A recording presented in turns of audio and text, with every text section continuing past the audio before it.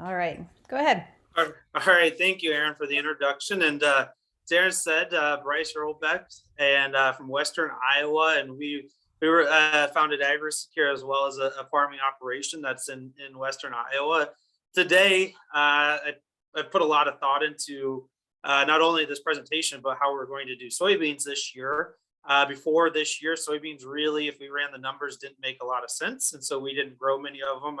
My first year organic, we grew some as a complete disaster. I'll be honest and open about that. So we've kind of went away to just an alfalfa organic corn rotation. But with the pricing, it really changed the numbers to be able to do this. And so what I'm going to do today, and I'll give you a little bit more introduction, and then I'll go into the agenda. So 100-year farm, and it's me and my dad. We were about 800 acres of row crop, 2 full-time jobs, and trying to make the farm work. And in 2015, we started converting organic, really to maintain the family farm and to have something to go back to. And so today we're about 4,000 acres and growing, and really an alfalfa corn rotation. We'll have about 400 acres of soybeans this year with the pricing that I talked about. So family farm that grew because of the organic opportunity, and really enjoy it. My dad works full time on the farm now, and he's really enjoying it as well. And so, as I work with about 80 different growers, see what's going on across their farms from Colorado to Ohio in that area, and up to Minnesota, South Dakota, down to Missouri. And so I get to see a lot, and a lot of trials, a lot of successes, a lot of failures. And I kind of took that this year and sat down and thought about it. What is the reason for success, both short term and long term? And then thinking that it is rotation and execution. There's not a single thing that makes soybeans successful. It's an accumulation of aspects of production, and that allows you to have the best chance of success. And then goes through some actual trials that I've been able to document, from rolling to planting rye to no-till to what we're doing this year on B&B Irlbeck Farms in 2022. So that's the agenda for today. And Aaron, please stop me if there's any questions. I'm not watching that. So Yeah, so people feel free to unmute. This is real informal, so unmute, ask questions. Oftentimes people type questions in the chat, and I'll tell those to Bryce. So at any time, either unmute or type questions in the chat. And I think the questions are and the discussions the best part of these workshops. So yep, please give your thoughts. perfect. Do you want me to answer that question quick? Yeah, go ahead. I didn't even, my chat was off to the side. That would be great. No problem. So when I started, I actually got pretty lucky. I had an alfalfa field that an individual had an alfalfa for about 8 years and actually selling organic hay.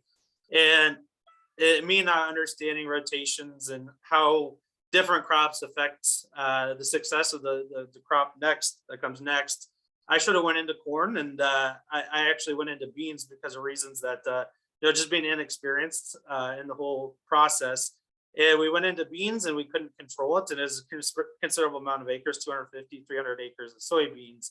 And we really didn't understand how to do it, how to manage it, and all that. And so when we did corn after alfalfa, it's been a success every year. So that's the real learning aspect, is starting off on the right foot. Would have made a huge difference in where we are today. But we didn't have good weed control even after alfalfa and soybeans. It wasn't horrible. It's just not what we would like. So it's understanding, and I'll jump into the keys to success here. In on our farm, at least, I've taken the approach that we don't want to buy a whole bunch of equipment and wrap up a lot of capital and equipment that I see a lot of organic farms do. And some are successful, some spend a lot of money on equipment. We want to do it through rotation, which is, to me, a lot cheaper, and it seems to be more successful. Going back to that alfalfa corn rotation, how do we fit soybeans into it? And so, again, just looking at what we've learned early, there's not that one silver bullet or gold bullet that makes soybeans work. It really comes into that farm planning, focus on your strengths, leverage a network, learn what works, what hasn't worked. And then at the end of the day, keep it simple, something that you can execute on. and not even just going into soybeans, but the past 4 or 5 years before soybeans set it up for soybeans. And that's the big lesson I've learned is picking the right fields and the right rotations and the right ability to be successful at soybeans. And it comes into thinking about all the decisions that have to be made is not taking that lightly. The 4 or 5 years before soybeans is how to get everything done and be on time to be able to have a clean field to start in the soybeans. And so really thinking about that decision-making process. And again, we started to map it out. There's a lot of decisions that don't have a university Google search, such as conventional. And so it's just one thing that I like to bring to the forefront is all the decisions that have to be made before you even plant soybeans, and to get those right before we put a cultivator, planter, and rotary hoe in the field. And one of the things that, again, before we get to that soybeans is how do we manage that agronomics, the management, the economics. One thing that we have in our rotation is a lot of alfalfa to take care of weeds. And that seems to be one of the things that the agronomics is that biggest wheel to hopefully allow us to be successful at soybeans going into the future, is having that weed control for 3 or 4 years with alfalfa. And then the management and economics will follow with that. And one of the things that I just like to bring up, and I talk with the guys that I work with, one of the hardest things is a heavy corn soybean rotation, and it's very difficult to make this long-term successful.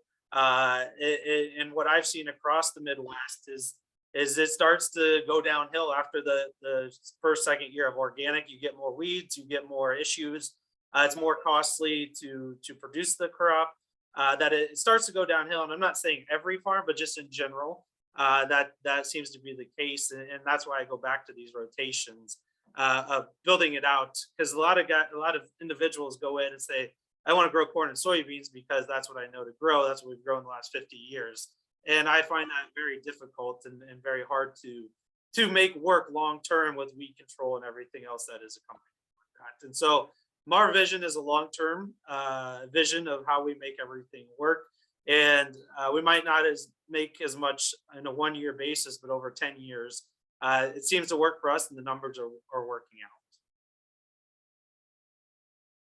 And then looking at the rotation and execution going into this, one of the things that I found on our farm this is how the producer moves through the system, is they're reactive when they get into organic, and we were when we first started. You didn't know what you don't know. And so quick, immediate decisions are made, and oftentimes more than not are not correct and made under pressure.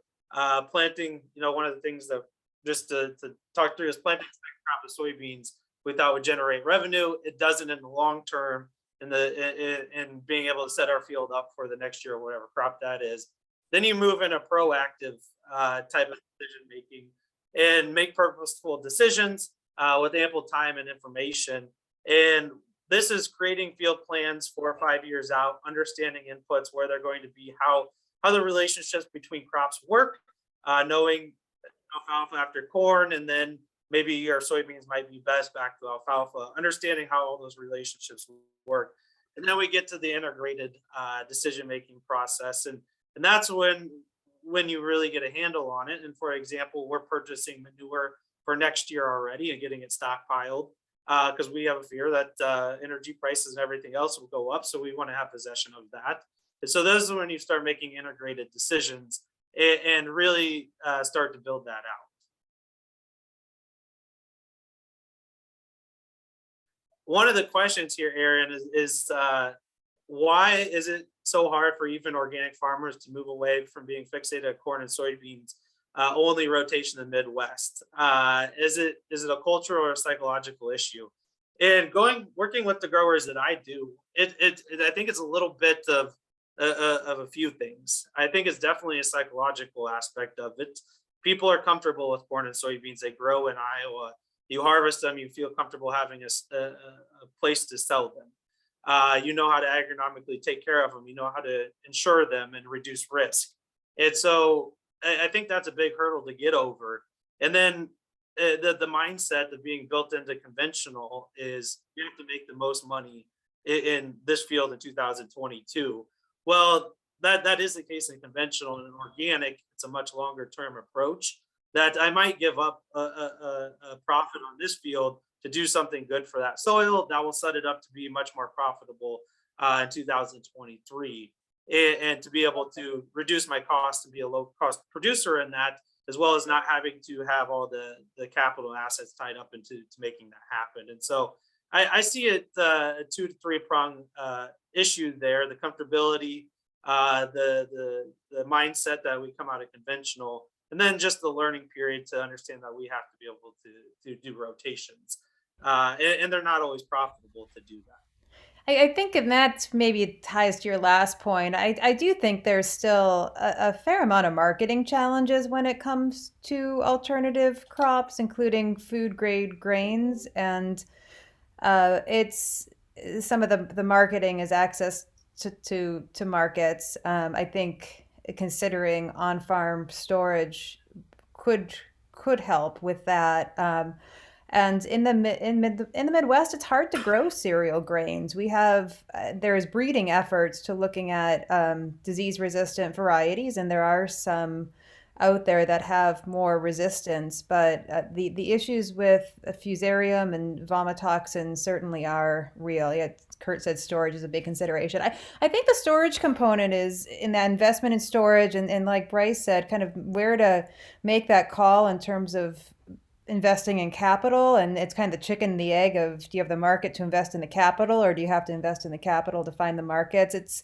I think, Jeff, it's more than just a cultural sociological issue. I think there's a lot of market issues that are in there as well. And again, that it's just not easy for us to grow food grade grains, and even feed grade grains are can be rejected due to vomitoxin issues. Um, And I agree with you, Aaron. I think there's two caveats that I would challenge people that I see farmers' mindsets.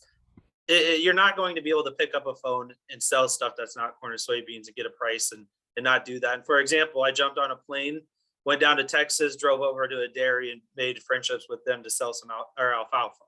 And so it's one of those things that's going to take work. And we're 5 to 7 years into what we're doing here. And we've spent that building out our markets for alfalfa and doing things like that. And so I think that's one of the keys, is understanding it's going to take work and effort and trial. But you're exactly right on the other points. It does take capital to and risk to do that. but I do think that's an important consideration with respect to when we're thinking of trying to overcome the challenges with soybean, and not to not to derail you, Bryce, Yeah. but one of the reasons why I think soybeans have been particularly challenging is because we still think of the rotation of, at least what I've seen, not to say that this is always the case out there, but corn into soybeans. And even from the farmers I've talked to that do 2 years of corn in organic, which is possible to do corn, cover crop corn, they often see more issues in that second year of corn, because you're going from a 30-inch row crop that's planted around the same time, you're using the same tools, another 30-inch row crop. So if you go corn into soybeans, you're already putting your beans at a disadvantage. So like you showed in that slide with your rotation strategy, if we're going to grow good beans, I do think we need to look at trying to put in more diversity into that rotation, particularly when we're planting the crop, when we're harvesting the crop, the row spacing we're using, and opportunities to break that up with cover crop cycles. I think we're setting ourselves up for challenges going corn into beans, because we see that when we're doing corn into corn in organic. So I think, again, long term, like you're saying, Jeff, I think we do need to, and this is not an easy issue, because with the marketing issue is not insignificant in terms of just finding the markets and the time it takes to invest in those markets and the capital. But I think the more we can think about changing that 30-inch crop to 30-inch crop, putting soybeans somewhere else in the rotation, it's probably going to benefit. Yes. Yep. And that's exactly right, Aaron. And how we think about it and why I put this all in there and didn't go into how we plant soybeans and all that, is it starts way before you ever plant soybeans. So just again, going back to what we think about on the farm is the right rotation builds resilience with weed management, fertility, and soil health. So really, what one thing that we do on the weed management side, and I'll just go through this how we think about it, is the alfalfa, and I'll go back to that because it's a key to our success. Fertility, we manage fertility through the 5 to 7 year rotation that we use, and really balance that N, P, and K, so we don't come into that soybean year and have a lot of residual nitrogen built up to be able to stimulate and grow weeds. That we really manage that hard, not to allow that to happen. And that alfalfa and that rotation builds that soil health. One of the big things when you see soil health is cultivating. After alfalfa, that dirt just flows through the cultivator in the corn and soybeans after it does something to that ground. And when we do corn, 2 years of corn, you don't see that flow, you don't see that weed control because that soil doesn't have the structure that we would like it to have. So farm fields and rotations, again, I'm hitting this hard, but it's what we do. We build out rotations for 5 to 7 years and plug in what it's going to cost. And that's where we got the soybeans this year is it made sense for us to do those acres and soybeans. And so make decisions hard or easy and build that fertility, weed management, execution plan, equipment, crop marketing, and input purchasing is very important to that success. So, and I threw this slide in there, we won't focus much on it, but again, we do a lot of planning and balance out our acres. So we have a certain amount of corn, alfalfa, and soybeans in the rotation. So we're not seeing these big bounces in revenues that I see in a lot of beginning organic farmers, which is we want to go all corn and pay off our debt. And something happens or they do good and they want to go all corn again next year because it worked. And then we start seeing issues rather than sticking to a plan and providing that long-term success. So consistent returns, as we talked about, is building that rotation, that we're not all corn 1 year or all soybeans or all alfalfa, that we have a plan to get in and out of stuff that fits what we have for equipment and markets. And it's not an easy thing to do. I just got done working with an 8,000 acre alfalfa farm that needs a certain amount of organic alfalfa every year, and we have to plan to have that in the rotation. And so it is it's not easy, but it's something that just takes time and investment in doing. That one.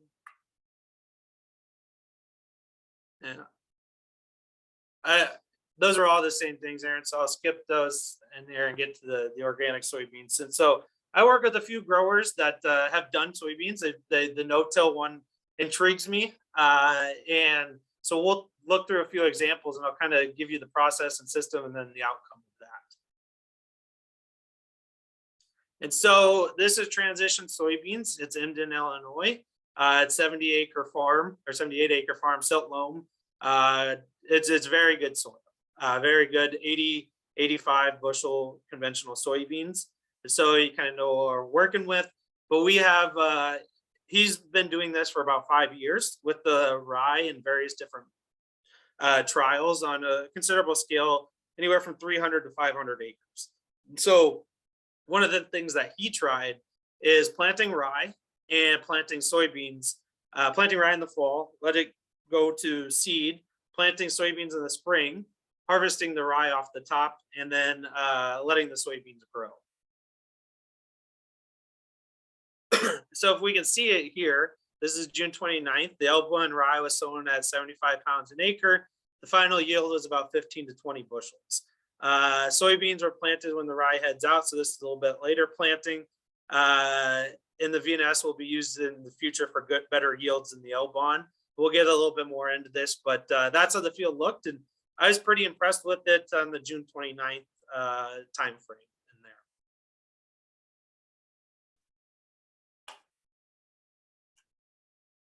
And then if we look at August 19th here, he actually ran a weed zapper through it and cleaned up a lot of the weeds in there in the field, and it was pretty good actually for what we saw out there. There wasn't too many weeds left. after that weed zapper ran through the field. But we got to remember this is a transition year one field, so good weed control before and coming into that year one transition. So the beans, and I think I have it on the next one. Here's the activities, but the beans yielded around 60 bushels per acre, which he was pretty pleased with. But disking and drilling September 20th to get that rye started early.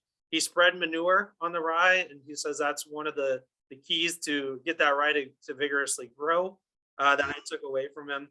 And so, excuse me, he does that for even if he's rolling it, he'll spread 1 ton of chicken manure on it. Planting soybeans early, and actually this one should be with the next one, but he does do or he combines rye, weed zapped, and then combining soybeans later.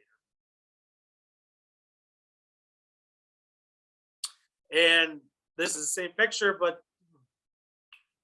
I apologize for this because this was his rolled rye. So this should be the rolled rye. It's a little bit different farm, but we'll go into that here. June 15th, he actually planted earlier in the season and sowed the rye later or early in the fall at 158 pounds and rolled it, I believe, the end of May here.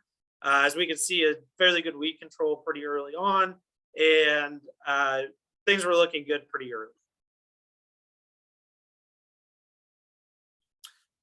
And then if we go to the August 19th, here's the field with rolled rye, soybean picture again. But it was cleaner, and he hadn't had this zapped yet. So it's going to look a little bit dirtier, but it was cleaner than having the rye and soybeans together, leaving them standing. And establishing the rye early. So that one did about 60 bushels as well. 55 to 60 bushels is what he averaged across the farm. Roller packing, and this gives you the same outline. Planting soybeans the same day, but rolling it May 25th, and then combining it in October. So same set, except he rolled this and didn't let the rye stand. Had about the same success, but more weeds in the standing rye than in the rolled rye.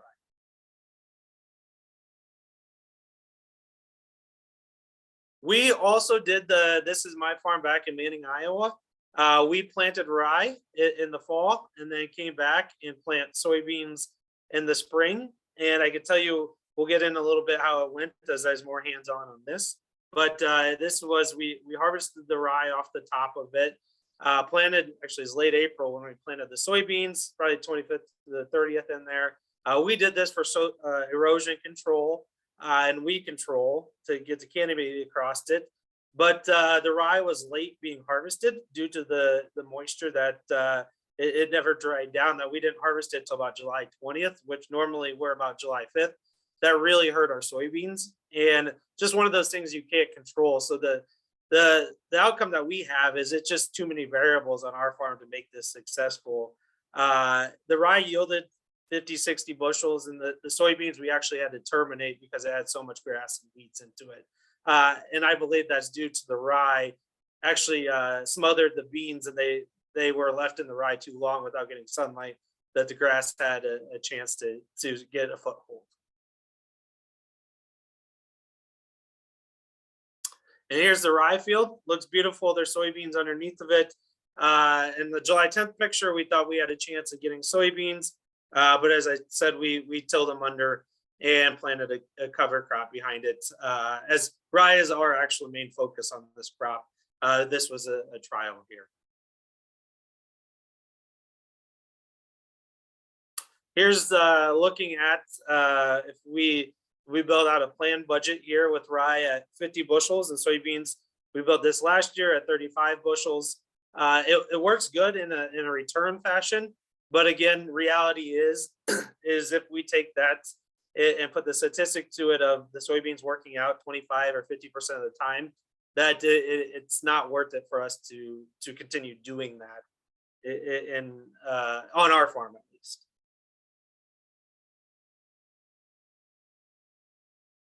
One of the other things that we've looked at is doing these traditional soybeans versus planted in rye, and we took the numbers from our actual trials, and there is a cost savings. As we plant into rye, we're looking at $456 an acre.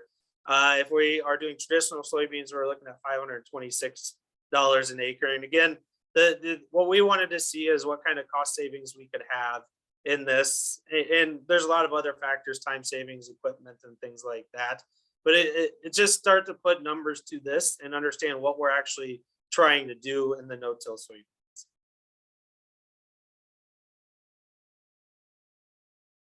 So that brings us to what we're going to do on our farm in 2022. And so move in here, thought process and what I have learned. I have taken everything that we've done, I've seen across the last 5 years with other farms, and the no-till soybeans and rye, just the chance of success that I've seen with what we've done is less than 50%.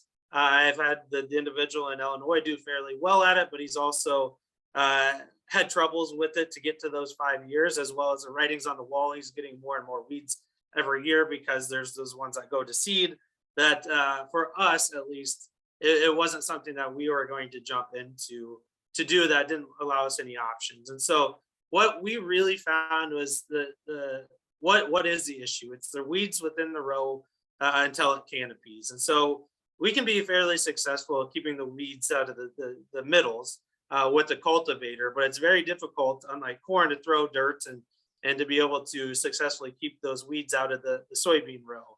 And as I talked about, the complete no-till does not have the long-term success in the statistics that we would like to see yet. And we'll continue to keep trying it. We're not going to throw it out the window, but it's not something we're going to do at a large scale. And some of the things that I've seen out there is people go plant rye and then plant soybeans the same day, but they can never get a cultivator through that rye because it sods down. It's just pretty difficult. That's not something I want to do either. I want to leave options. And so what we have designed, and as you can see a planter on the left, we'll bring that up in the next slide too as well, is what we've thought through is either you do heavy tillage, purchase equipment, the tine weeders, rotary hoes, and zappers and flamers, and that's just not the path that we want to go down. And so we thought, how do we keep those weeds out of the row, the soybean, during that? We're going to plant June 1st to June 10th. Again, I think you can do higher yields planting earlier, but I think there's a lot more risk to it. And so we want to plant later, shoot for 50 to 60 bushel soybeans and not that top end, but reducing a lot of risk. And so we looked at 3 ways to do that: in the heavy tillage, the rotation, or having competition to help keep those weeds down. But what we've always based our cropping system on is rotation, and then the competition is what we'll get into the next page here of what we're going to do. So 400 acres of soybeans, most of it has come after 4 years of alfalfa, 1 year of corn, so fairly good weed control. What we're going to do is plant organic soybeans, and that's one of the decisions that I think is important. The organic soybeans bush out a lot better. They're made for that environment. Looking at planting the June 15th to June 5th to June 15th, reduce risk, but and possibly yield.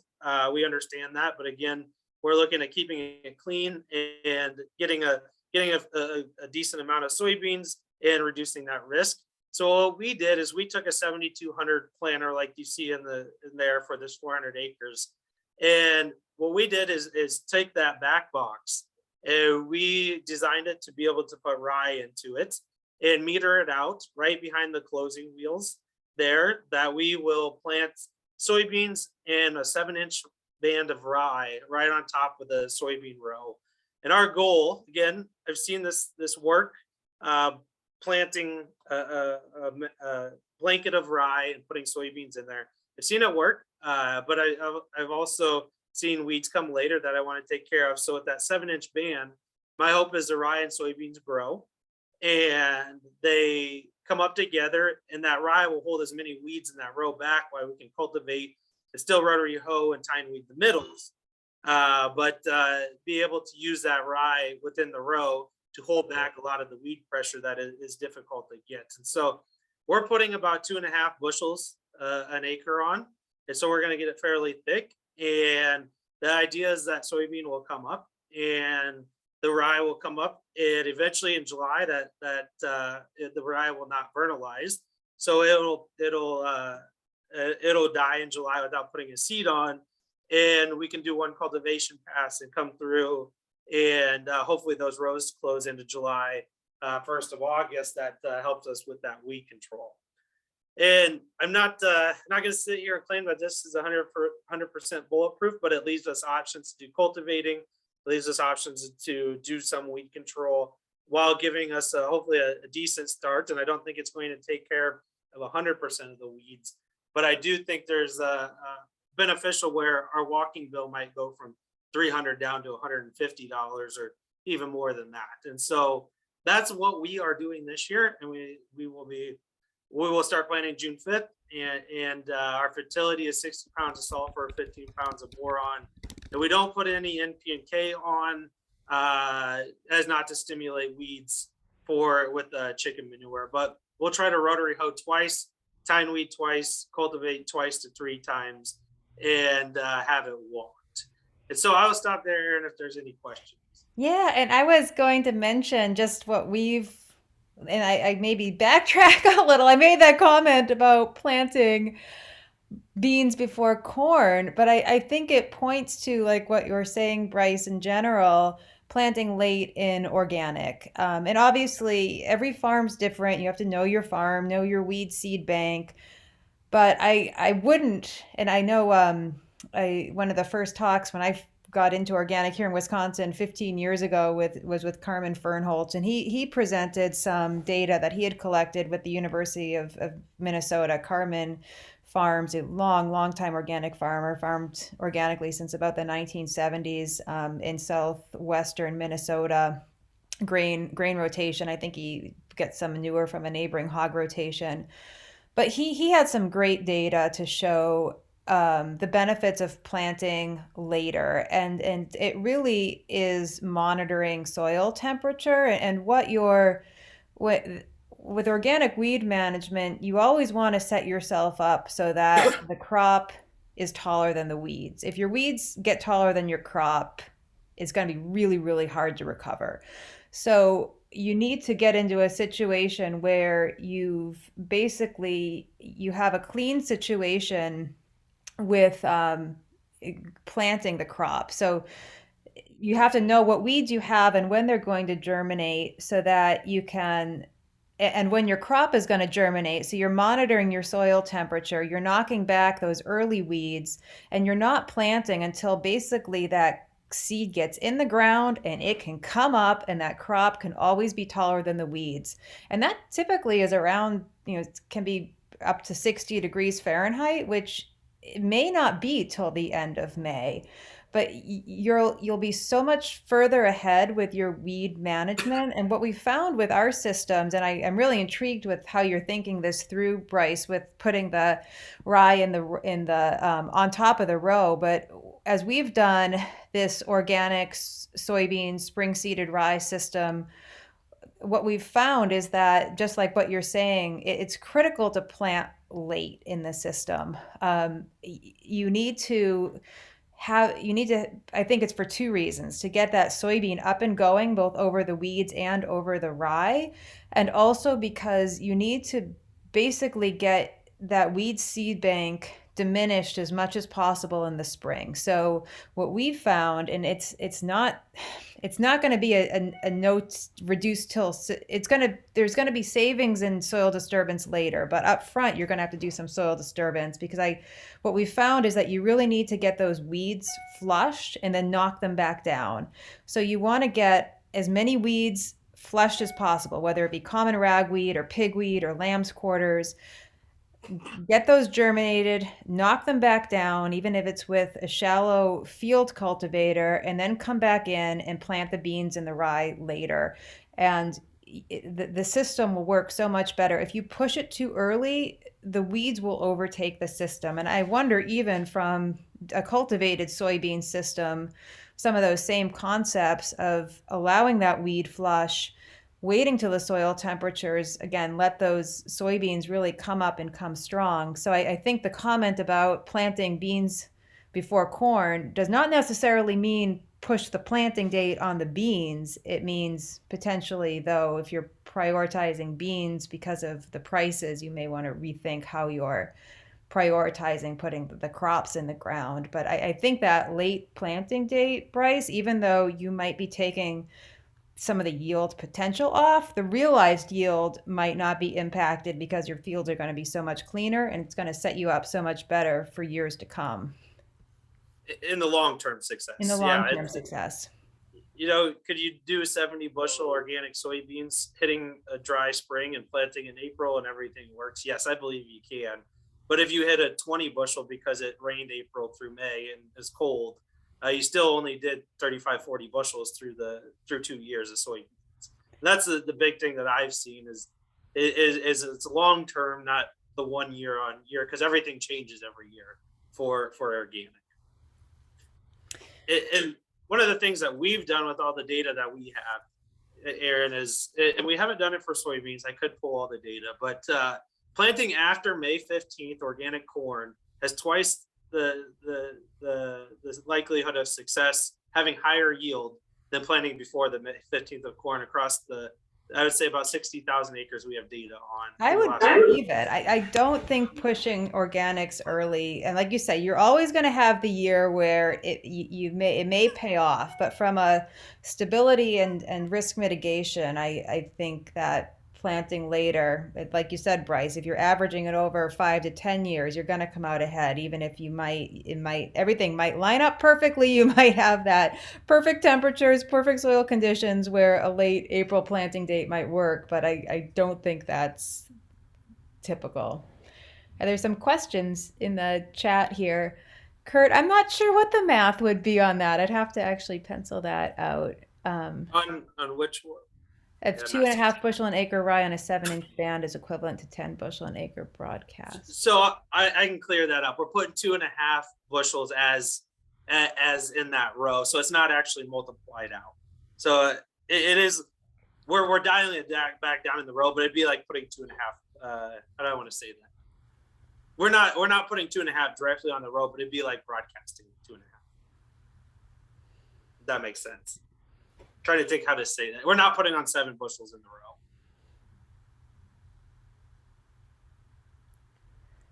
But it'd be equivalent to 2.5 bushels.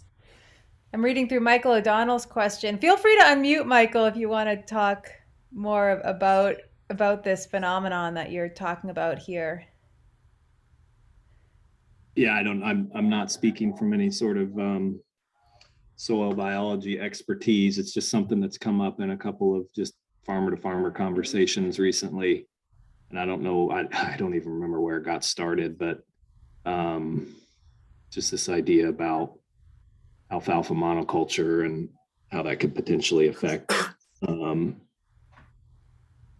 soil structure over time due to soil biology trying to get into the sort of C to N ratio where the soil ecosystem prefers to be. And so if you've got just an alfalfa monoculture, as an N fixer without something that uses that nitrogen, that excess nitrogen, I don't know if that's the right wording, that the biology is going to look for carbon somewhere, and where it's going to find it is within the soil, this soil humus, glomalin, and so you could impact soil aggregate structure over time.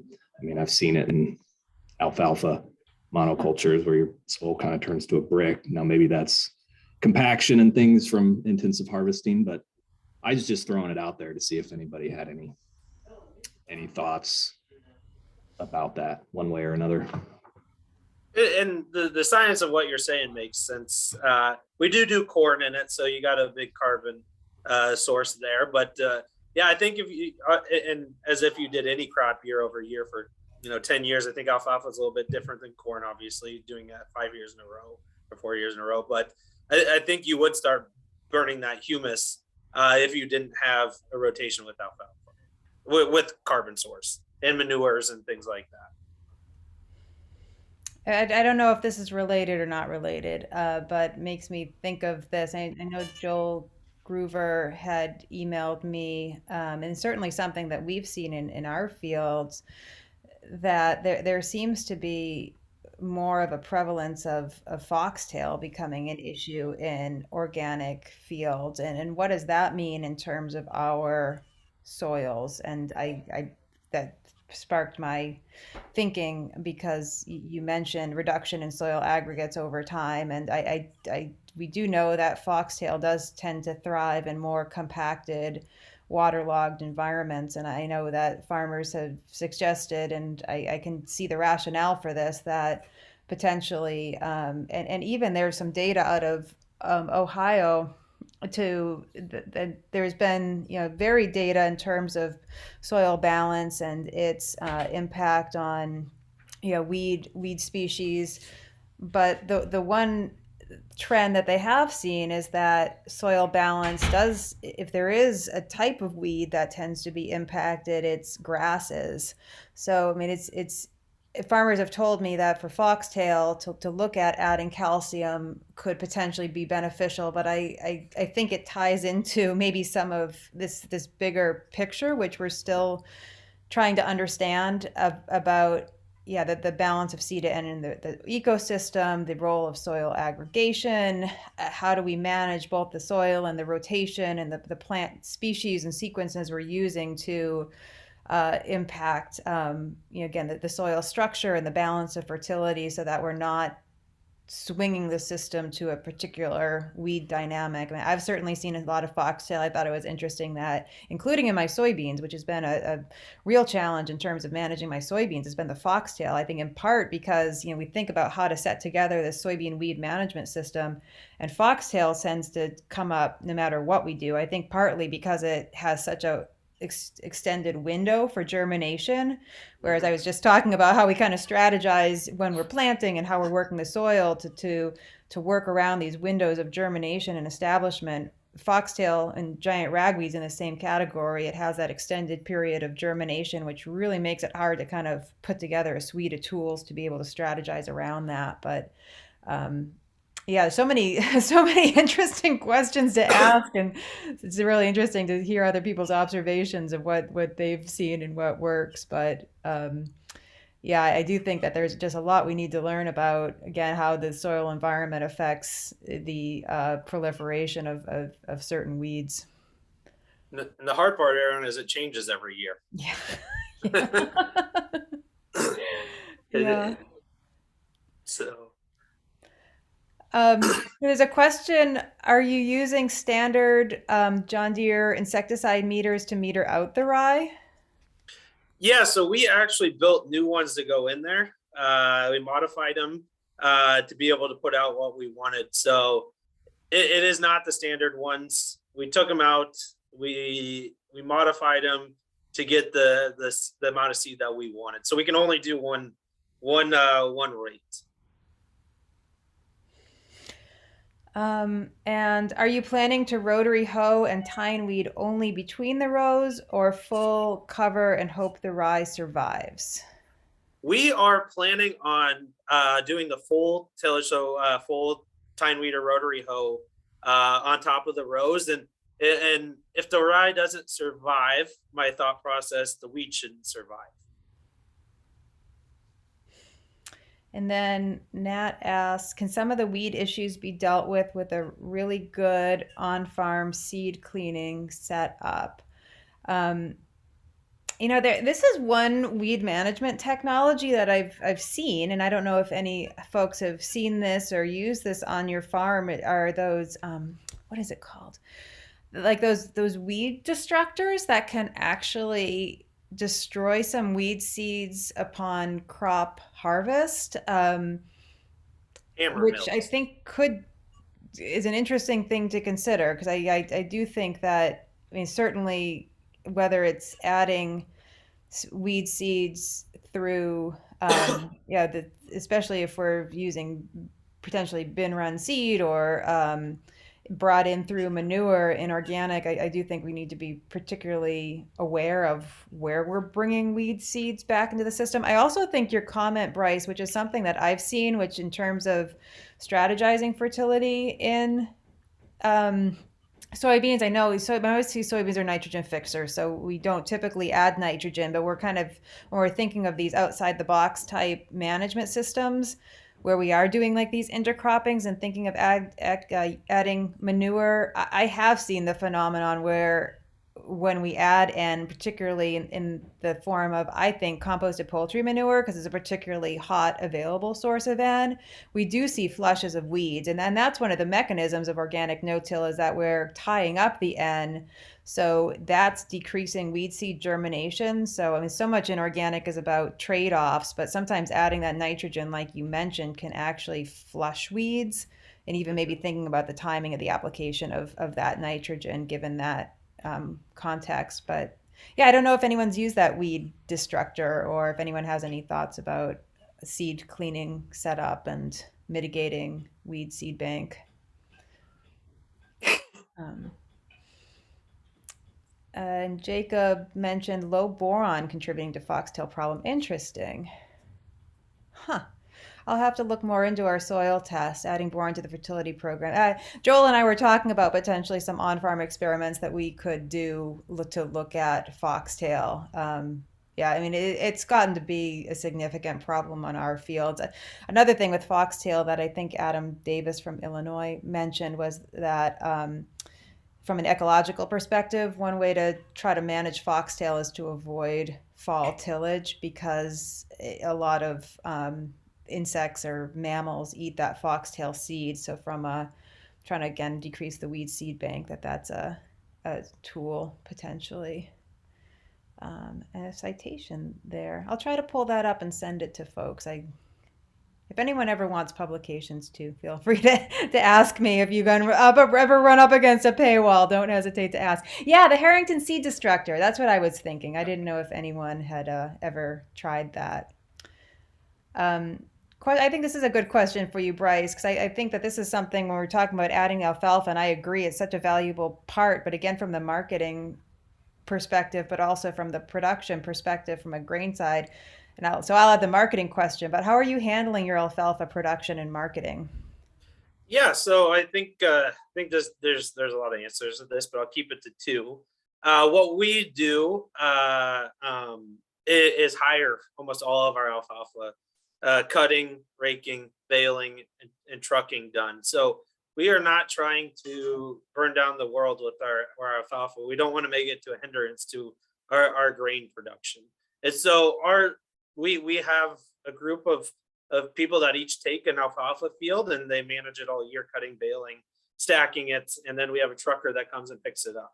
And so our alfalfa production is hands off for a lot of it, and that was by design, just because it does take a lot of time, and we just didn't have that. And so that's how we do it. The marketing side, I would say get out there, start making phone calls, start learning the market. We're moving anywhere from 10 to 20,000 tons of alfalfa, 10,000 probably closer to tons of alfalfa a year. Once you start making those connections, and you do a good job, you make a good product, you deliver on time, those type of things. The markets are out there, but it's not going to come day one, and it's going to take some searching. It's going to take some phone calls and being told no. To when it gets dry, they'll call you, and then build that relationship. And so with a lot of my producers that I work with, I say, hey, let's put 80 acres in. And if it's sitting on the side of the field, you have to learn how to do alfalfa, grow it, and market it. And so that's how we look at it. And then the second step of what I am doing and how I'm changing, any acres we add now are not going to be around our home area. We will look at farming. And for an example, down in Texas, we are looking at taking on a farm that will be 3/4 alfalfa, 1/4 corn, because it sits next to the dairy and that's what they want. And so one of the big things I've learned through the last 5 to 7 years is you have to do what's available in your area. And I know it's hard because you have a home farm, a family farm, whatever it may be. You can't just pick it up and move it. But you also have to understand the limitations of having a good rotation and good organic ground and all that stuff. That it's changed from us transitioning any more ground around where we live to taking our expertise, knowledge, and things like that, and partnering with people that need organic stuff, such as alfalfa and corn, in the areas that they need it.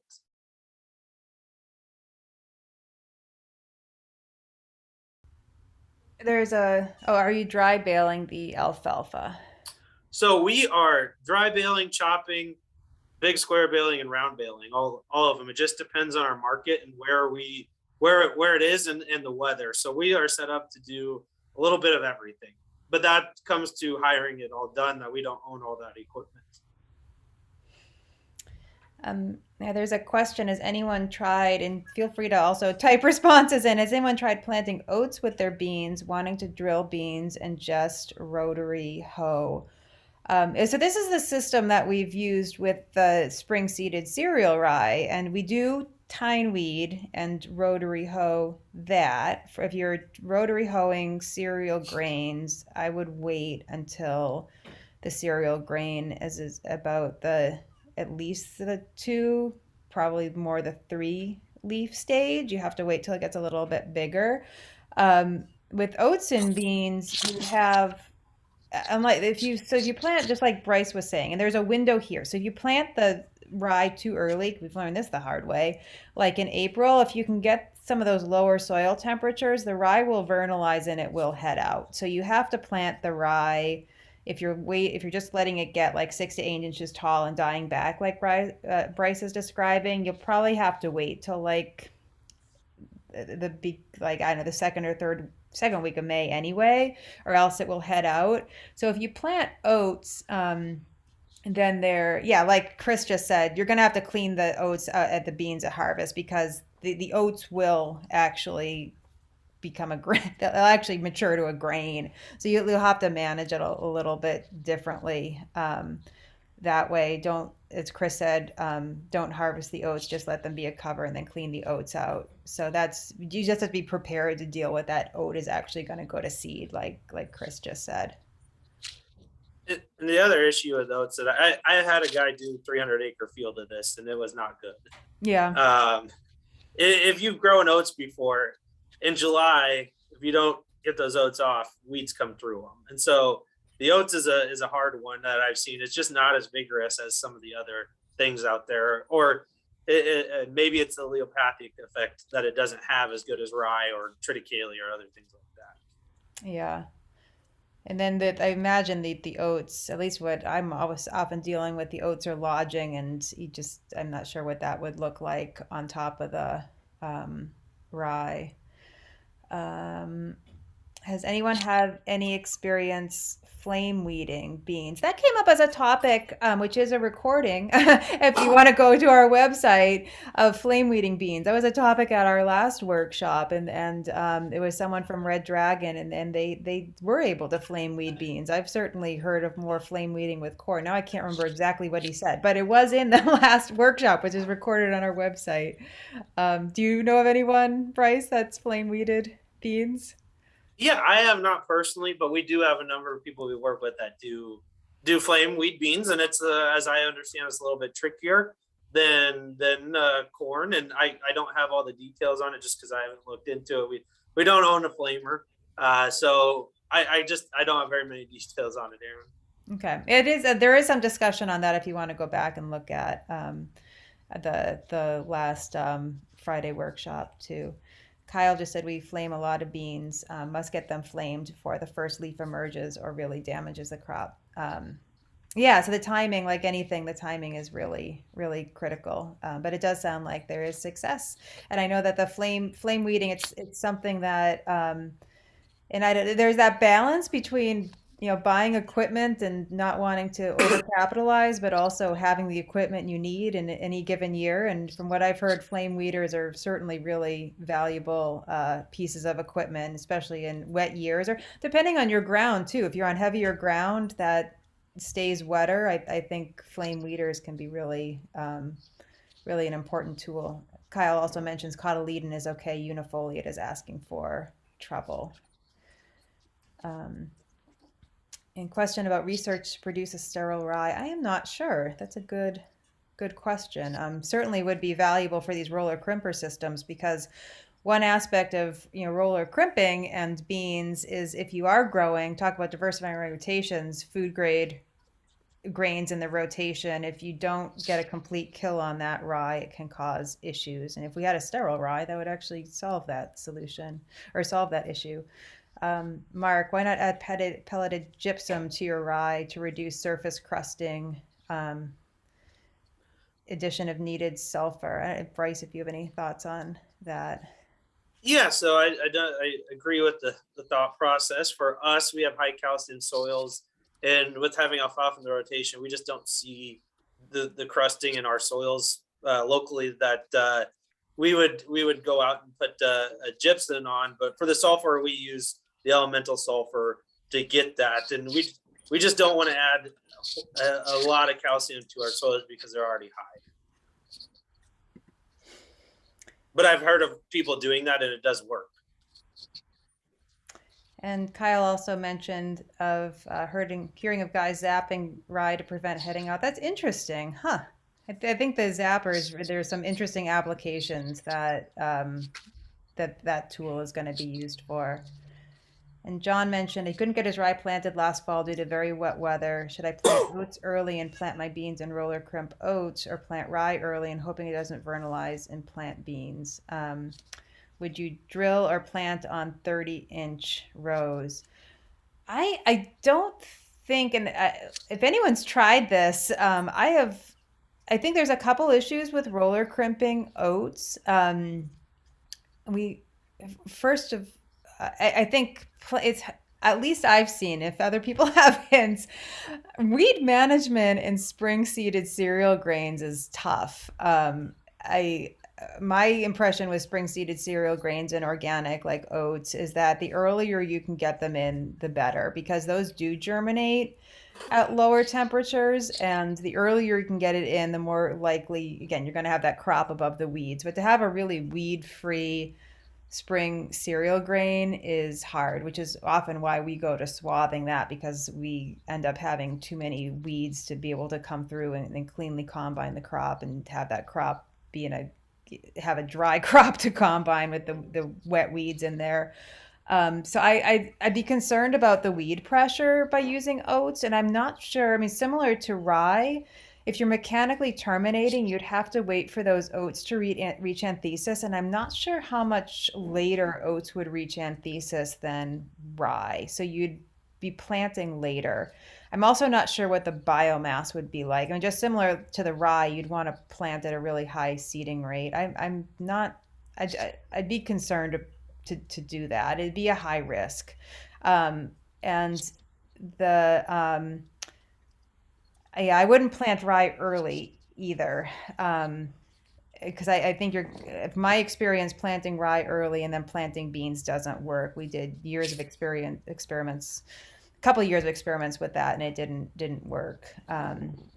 So yeah, I would just do that stale seed bedding and plant on 30-inch rows and cultivate if all possible, or maybe do something like Bryce is describing with the modification of planting some rye, but having the ability to do some cultivation. But I'm not sure what really kind of the alternatives, which is why we were trying this spring seeded rye as an alternative if people can't get the rye in the fall because of wet weather. But it's not a it's a higher risk proposition, and it's not, certainly hasn't worked 100% of the time. I don't know if you have any thoughts, Bryce, on that situation or alternatives. Yeah, I think one of the big questions is what's the history of that field. If it's got high weed pressure, I think you got a significant chance of not being successful with that. Later planted, and as you're talking about, Aaron, that's if it was mine, that's what I would do if I was putting the money into it to raise it. So Yeah, that's a good point. And transition ground where you might have less of a weed seed bank, you might have better luck. And yeah, as Bryce said, really kind of evaluating what you're going into in terms of field history and weed seed bank is really key. And last year, tine weeded winter wheat Maybe was here a today. success. Yeah, tine weeding winter wheat definitely is something that can work. Yeah, you want to kind of wait until that 3 leaf stage is, but yeah, that work, but you're gonna Looks get like that. nobody's coming today, isn't it? Just someone needs to mute, so I'm just scrolling through to make sure that everyone's muted. Michael, do you want to unmute and ask your question? I'm gonna put you on the spot because I know who you are. Thanks. No, just another soybean issue that came to mind from 2021, and just throwing it out to see if anybody else has seen this. The farm I work with is located in Northwest Indiana, so maybe it was maybe an issue for that area this year. But we saw a number of fields with quality issues on our beans, and that was, shriveling, some discoloration, and some rot. And working through some diagnostics and stuff, it seems that it ties back to stink bug feeding, which was pretty substantial in the area this last year. And they're basically It's like I'm the only one here. I have to eat by myself. I am trying to find who is Dan Coster. Mute yourself. I'm trying to figure out who needs to mute. Oh, there we go. Okay. But what I learned is just how, anything that's ripening or senescing is essentially putting off ethylene gas, and that's what draws the stink bugs in.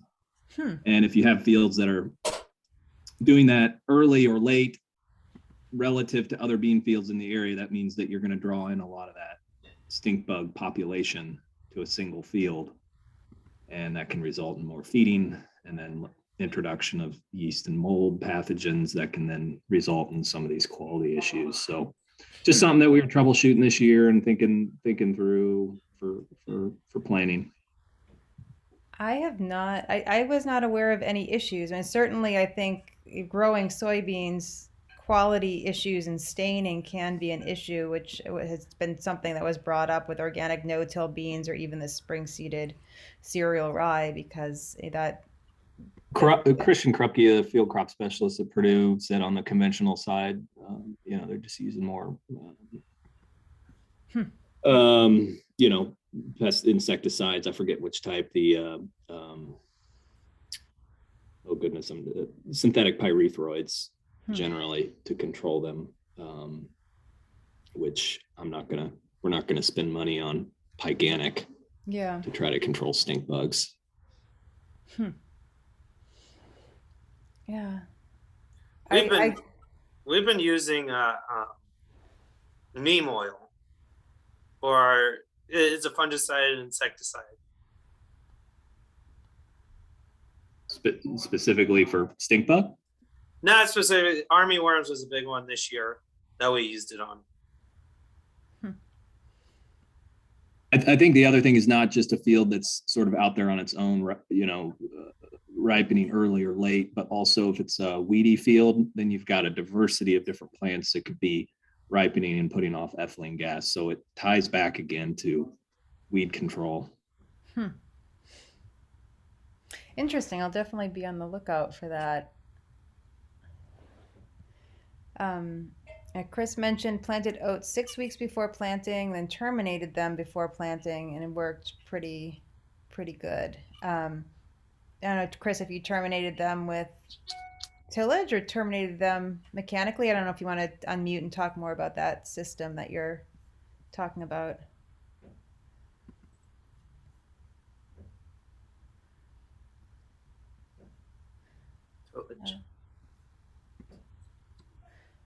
And John, plant oats or rye early and trade. Yes, there was some discussion on the listserv about planting oats. I believe it was oats, and then terminating with tillage, and then planting beans. And people were seeing that was something that they were finding beneficial. And I think if your organic ground has very low weed pressure, I do think that some of these techniques with either spring seeded rye, or perhaps this oat approach is going to have a higher likelihood of success. I mean, definitely knowing your fields, knowing your weed seed bank, knowing what weeds you're dealing with, and what the ecology is, and when they're going to germinate, then that is. Yeah, Chris mentioned he terminated with tillage. So yeah, that's what kind of the folks have been talking about in the list of what Chris is describing here, and finding some benefits in terms of weed management that way, even planting and then terminating with tillage. And then James mentioning that spinosad and trust is a strong tool for beetle bugs. Yeah, I mean, we've used Entrust for, we try not to spray insecticides, but particularly with our, organic no-till corn, we've used Entrust. But yeah, as Michael said, that's something that should be used judiciously, because it is a broader spectrum. So and if with pollinators and beneficials, something that needs to be considered. BT tends to have a more limited range in terms of the insects it affects, but spinosad has a broader, just like pyganic, a broader range of insects that it impacts. But it definitely is a tool in the toolbox to be used judiciously, I guess. Do you have any other slides, Bryce? I know we've been talking a lot. Nope, that was the last one. Okay. Does anyone else have any tips that have helped with their organic soybeans?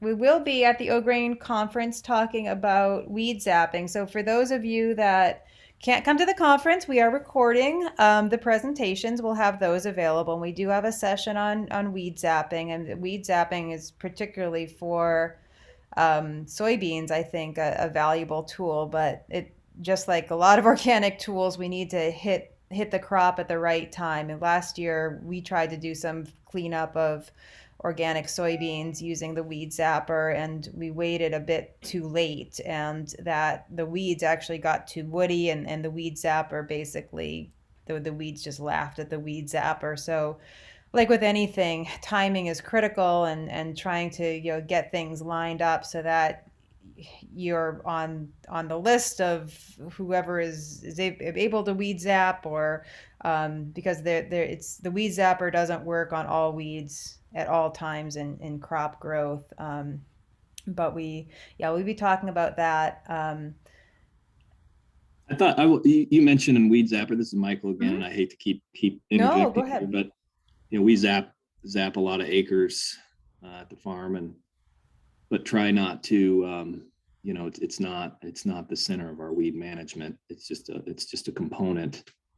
But one of the things when I was spending 10-hour, 12-hour days running a weed zapper across bean fields, making observations of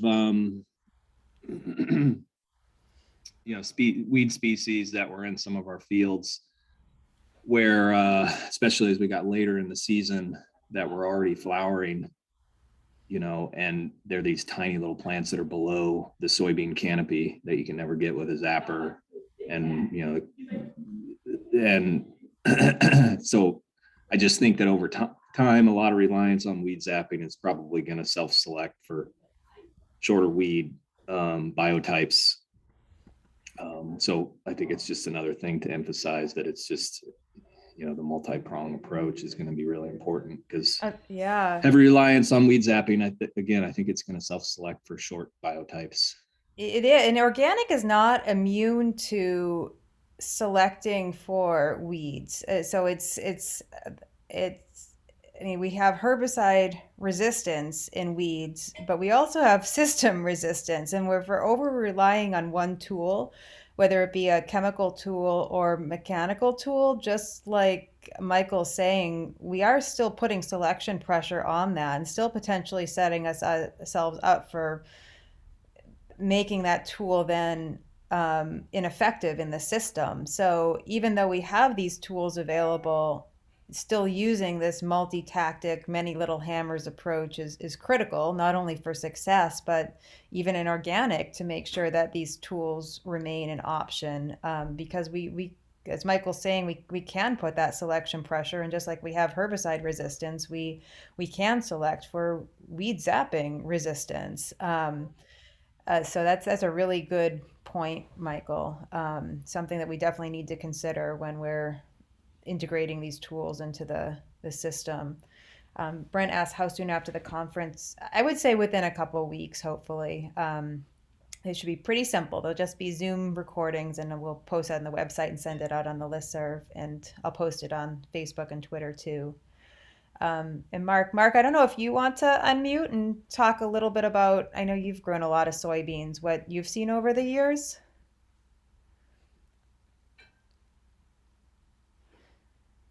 I don't know if you're on your phone or if you can unmute.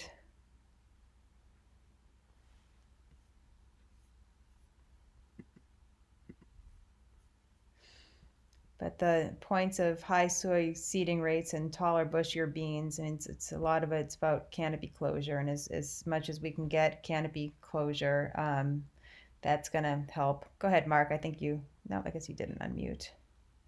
You might not be able to. Yeah, Aaron, we've okay. Yeah, thank you. done a bunch of different things.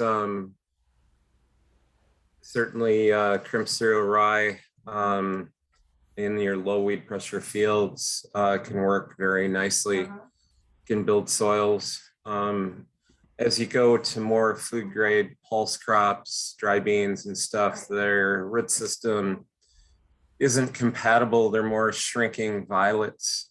So that puts us in more of a tillage mode, doing it that way. And so much of this also, the no-till hinges on what were you able to get done in the fall and when. So that can be part of it. But we find ourselves in a situation of getting rye in late, and probably going to disc it in the spring, and then doing cultivated, certainly beans and dry edibles, doing rotary hoeing and tine weeding and dragging also, but a weed zapper is a backup, but that's not, there aren't any silver bullets, right, in the system. So that's kind of where we're headed, is certainly more tillage and food grade products, not soy, but dry beans. So they're more temperamental. So that's what we've headed to. We're trying to stay in 15-inch rows and tram lines to eliminate the heavy compaction. And that helps, but it gets expensive when it comes to seeding rates on soybeans and certainly dry beans. If you want to bump up the rate in 15-inch rows to get more of that in-row competition. So that's a negative in the 15s. Plus the negative also is you have to be much more precise with cultivating in 15s than you do with 30s, because you have more row area. So the more row area you have, the more precise your cultivation needs to be. You would think that would be opposite, but it's not. Actually 40-inch beans are probably easier to keep clean than 30s, than 20s, than 15s. So that's just been some of our, some of the things that we've noticed. The gypsum thing isn't about soil fertility at all.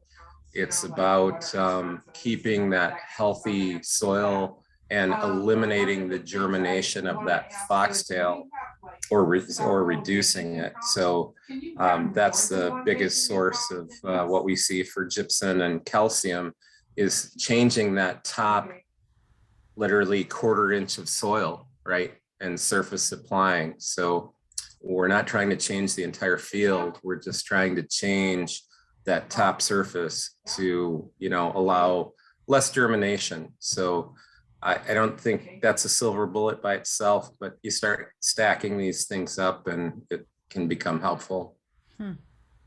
I think that stacking is key. I mean, it's all about the the little changes that add up. I definitely need to work with Joel to try to set up some more of these the foxtail mitigation techniques. Thank you so much, Mark, for sharing that. Any other thoughts that folks have and observations with organic soybeans? I feel like our organic soybeans are typically pretty clean. Granted, I realize I'm a research farm. I'm not running nearly as many acres as you guys are. So it's a whole different ball game in terms of trying to manage it. But you know, we plant a little bit later. We do some stale seed bedding and knock down weeds. We do use a tine weeder, and we try to go out there within about 36 hours after planting.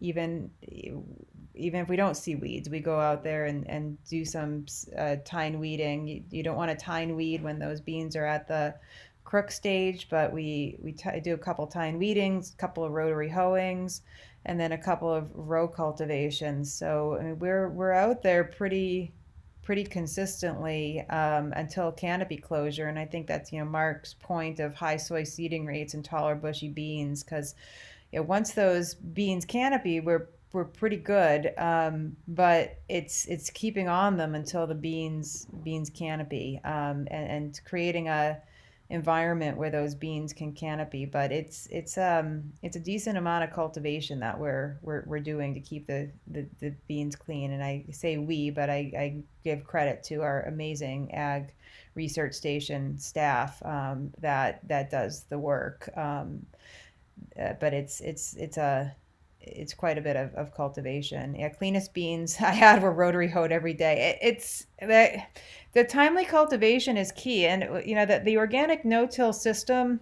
it's not a silver bullet, and certainly our yields vary, and there's times we take a yield hit, but one of the not a significant. I mean, it's a significant when you're talking about $40 bushel beans, I guess, but it's.